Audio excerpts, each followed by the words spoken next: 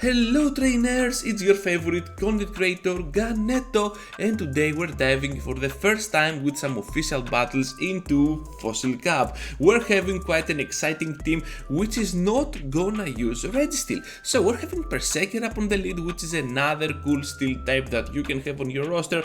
A pretty good one, especially on that fighting part, because it doesn't get focus blast but it carries close combat, and with back-to-back close combats you are most probably gonna sweep out anything other than this Azu that we had up on the lead. So Swampert is gonna be the key Pokemon that connects and keeps this team competitive, since it can come in pretty much most of the times, draw something out like this Swampert, finish it off with Ludicolo because we carry Razor Leaf, and then Perrserker can return to destroy the opponent at the end game. So a little bit of rotation for this team to success, but I believe that you're gonna have a lot of good time when using it. Having this Ludicolo now going in with the Leaf Storm, which is a nuke, we draw the shield and we have the close combat ready to go to finish off the Stunfisk. With the Stunfisk out of the way and Azumarill coming in, I'm just gonna go here for the close combat, debuffing myself, going down to this bubble, and I believe that with the shield up we have nothing to worry about, because pure Razor Leafs are just gonna destroy and bring that Azu into no HP at all. At this point trainers, be sure to leave a like, subscribe to the channel if you already haven't. We have more exciting battles and teams coming up for this channel, so I would like to see you on my subscriber list and discuss right down in the comment section your concerns and your thoughts about my videos, and not only that, your efforts on GBL as well. So let's start off here on the next match with the switch in matchup, because they had a Jellicent I believe up on the lead, so I'm just gonna go in with my Swampert on that Lucario. This is not the best switch in matchup, to be honest, because with shields up Lucario can definitely farm down, but we have Ludicolo which doesn't care at all. With at least one shield it can simply farm down at this point, and we're gonna take down this Lucario. I'm expecting the Jellicent, to be honest, to return, but they return with the Propobuzz. Okay, this is gonna be something like a weird scenario for me, because I do not want to switch out. I just want to go with a Leaf Storm, leave that Propobuzz with whatever amount of HP and completely farm down with my Perrserker while keeping the shield, and then finish off with a foul play. My opponent knows that, so we're gonna take the easy victory there. Next on trainers, and we're having a bad lead against Swampert, and they have a Ferrothorn, and this is why I love Shadow Swampert. Look at that, boom, a pure boom on the grass type. This is absolutely amazing, and we're just gonna block here, completely try to farm down. This is not gonna happen, so I'm just gonna go at the last second for my Hydro Cannon, not going to spend a shield, and I'm pretty comfortable in using my Hydro Cannon here, take a shield out of that Swampert. They have to fire off, I believe. No, they will not fire off. I'm just gonna go in now with my Ludicolo and absolutely take the win, because they might have another water type at the back, and we're just gonna destroy them down as well. The next one, we're facing a Registeel up on the lead. So this team doesn't care about Registeels at all, because both Perrserker and Swampert can both actually bring that Registeel to a non-competitive mode. So we're just gonna go with the switch here on our Swampert, trying to catch a Zap Cannon if that's possible, and they bring out an Escavalier. So for Escavalier, I believe that we're just gonna go with back-to-back Hydro Cannons after we block once, and I think we can outspeed to a third one. So let's see if we can do it. No, we cannot. Okay, right on the edge, because we needed one more match, so we're just gonna fail on our mission. And that's kinda weird. So for this match, I think that everything is gonna be weird, because you're gonna see what I mean. We're gonna charge up to a close combat, keep it for the end game, and they have a Ludicolo of their own. Okay, battlers, this is the moment. I'm just gonna go here for the Leaf Storm to finish off the Ludicolo and hopefully finish off that Escavalier as well. However, with a defense drop, with the attack drop actually, we cannot finish off right on time. I'm trying to go with a switching on the close combat, and the magic happens. We're gonna lag for a while here. Why I'm showing this battle? Well, I want to show you actually how bad GBL is at the moment. They're saying that on the next patch they're gonna fix things, but I do not believe anything at this point. We had the whole interlude season, and yeah, That was weird. You saw the damage from that drill run. It was absolutely a weird scenario. We land the close combat with the excellent and we still die. Okay, that was pretty weird. I don't know what happened there. Obviously we could not win because Scavalier, I guess, takes the CMP out of our Perrserker, but it was pretty weird and I wanted to share this issue with you. So with that in mind, we're just gonna keep going into GBL because it might be crap, but I enjoy the battle. So I'm just gonna go in now with that Perrserker into the Araquanid. I think that this is gonna be one of the most troublesome leads that you can get against Araquanid, because Araquanid is one of the most anti-meta Pokemon existing in the current meta of Great League in total, and you are seeing that with the shield up they can still beat us down.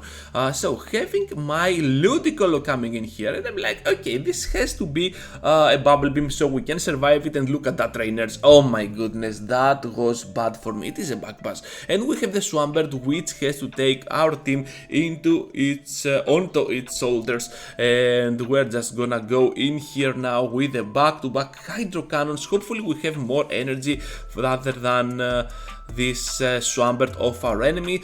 So we're just gonna take the shield, gonna go with 3 more mud shots because they need 4 of those mud shots to finish us off, and we know that they are gonna take the CMP. So we're gonna barely finish off the Swampert, and we have the Earthquake ready to go for the Registeel. They know that they're just gonna bail out and the victory will be for us. Walrein up on the lead, most probably a very good lead for us. They have a Swampert, and this is gonna be all for this match. Oh my goodness, did you see that? Yeah, that was amazing. They're just gonna leave the match, and wow, this is why you need to have a Pokemon like this on your team. Some people go with triple water, some people have a switch in like me on this team, the Swampert, and having a Ludicolo is just gonna destroy the enemy. Another good switch in scenario, this Azumarill over here. You're seeing that Azu cannot withstand the damage from the Razor Leafs. We're just gonna completely farm down and then rely on our other 2 Pokemon to finish off the match. Not only that, we have access to a nuke move like this Leaf Storm and Ice Beam, which is most probably gonna take a shield. However, this is gonna be a Ferrothorn, and they do not want to take a shield at all. They're just gonna farm us down, and we have Perrserker, which can come in with a foul play, most probably take a shield here, but no, they decide to keep all their thoughts and efforts for the Galarian Stunfisk, and we surprise them with a Swampert to force another quit. So next on trainers, a very good lead against this Jellicent.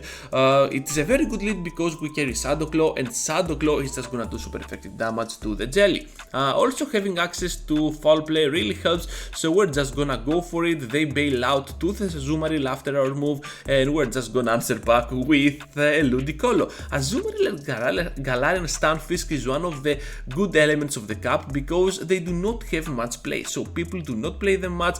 On these last few battles we are having Azumarills and Stunfisks, but overall you are not gonna see a lot of those Pokemon at all because a lot of counters exist for these 2 Pokemon.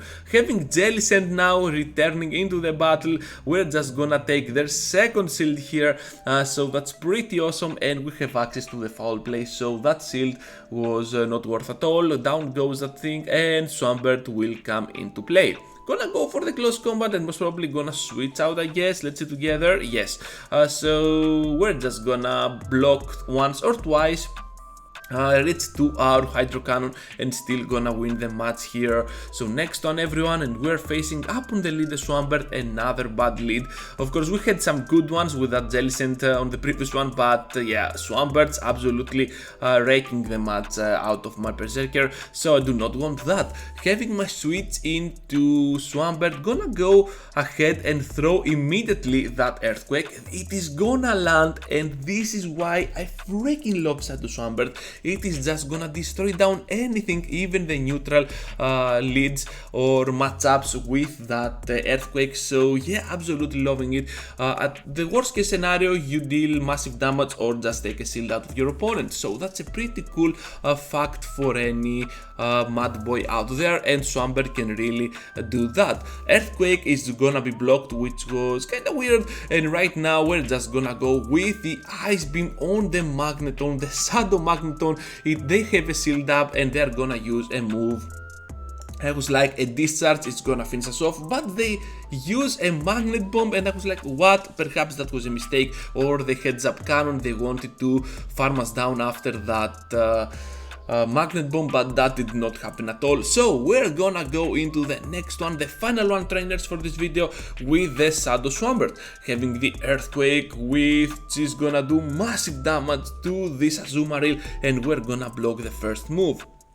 We are super glassy, we do not want that, and they make an arguably bad switch, okay, on that Stunfisk. So I'm like, okay, what is happening here? We're just gonna go with the Hydro Cannons, and we're lagging again. So trainers, we're lagging a lot. Did you lag? Just write me down in the comments, because I was having a lot of issues yesterday, and I'm pretty sure that my internet was not a thing at all.